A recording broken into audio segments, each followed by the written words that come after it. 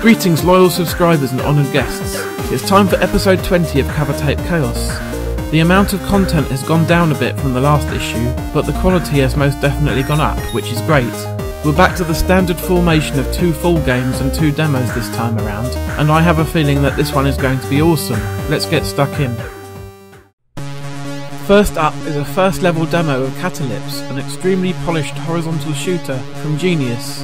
We've had quite a few vertical and free roaming shooters on the tape so far, but not that many horizontal ones, so it's very nice to see another. And what a corker it is too. This game would not look out of place in the library for the NES, such is the console quality of it. The graphics, while rather limited in their colour palette, are nice and detailed. The game moves at a blistering pace with nary any sign of slowdown at all, or sprite flicker either for that matter. That's backed up by some fantastic music and solid sound effects. I very rarely have the skills required to finish any of these demos, but this time was an exception. I actually managed to get all the way to the boss and defeat it. My few criticisms would be levelled at the boss battle. It was rather basic really and not that much fun, and the boss takes a ton of hits, so you're there repeating the same action for quite a long time. A few different stages to the fight would have spiced this up quite a bit. Maybe things get more interesting as the game progresses, I'm not sure. This demo has definitely done its job though, because I now want to play the rest of the full game. Superb. The first of this month's full games is up next, Mania from 21st Century Entertainment. As the name would suggest, it is indeed a maze game, but one with a twist. I initially groaned at the thought of getting lost in another maze after playing the rather tedious Impossible from a few issues back, but I was pleased to discover that Mania is actually a good deal of fun to play. It is reminiscent of classic arcade games like Pac-Man, though it does manage to do its own thing. Basically, the gameplay hinges around the fact that the floor tiles flip over as you walk around. They start off one colour in particular, for example blue, and then all have to be flipped over so that they are another colour, let's say yellow.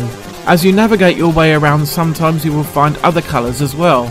Sometimes this means that a tile has to be flipped twice from any direction in order to turn it to the desired shade. Other times it means that you will need to walk onto that tile from a particular direction. While all of this is going on, there are the usual enemies coming after you and making your life difficult. You don't die instantly in this game though. You have an energy bar which drains rather quickly on contact with the baddie. There are also gaps in the floor sometimes that can be jumped over, and you can change direction mid-jump, which is extremely useful in getting around corners. Use this to give the enemies the slip. The graphics are very nice again in this game, and the sound is top notch too. The title screen has a fantastic tune from Matt Gray, which will definitely remind you of The Last Ninja when you hear it, while the game itself doesn't have any music. Instead you hear the patter of your little feet as you walk around and the sound of the tiles when they are flipped over. Overall, Mania was an extremely pleasant surprise. Top notch. The third item on this tape is a playable demo of the first level of the Bod Squad by Zeppelin. My first impressions were, crikey, this looks very nice. I like the animation on the main character. Is the sound broken? It's very quiet. And these controls are a bit tricky, aren't they? That pretty much sums up my experience, really. Bod is very nicely animated and the backgrounds are all very nicely detailed as well. My only gripe about the graphics and the way the game is laid out is that a lot of the time the exit from one screen very close to a wall or a hazard on the next, which means you can be bouncing between screens quite a bit and also have very little time to react to the dangers ahead. As I progressed a little bit, there were sound effects to be heard, but not very much really. This may well be because it's an early version of the game, so I'm not going to be too harsh in that regard. I found the controls to be a bit finicky from the very first jump though. Slow and steady seems to be the order of the day in Bod Squad. Rushing will just kill you. It seems to be a very tough game though, and one that I doubt I will be able to get anywhere with unless I play with the trainer enabled. If you have the skills and the patience for this type of game, you'll probably love it, but as for me, it would just make me swear. Unfortunate. The final item on Power Pack 20 is something of a venerable classic, Ant Attack from Grand Slam Video. As a result of this game's age, then the graphics and sound are really nothing to write home about, even at the time it was included on this tape, unfortunately. Back when it was released, the 3D graphics were somewhat revolutionary though, and they can even be rotated.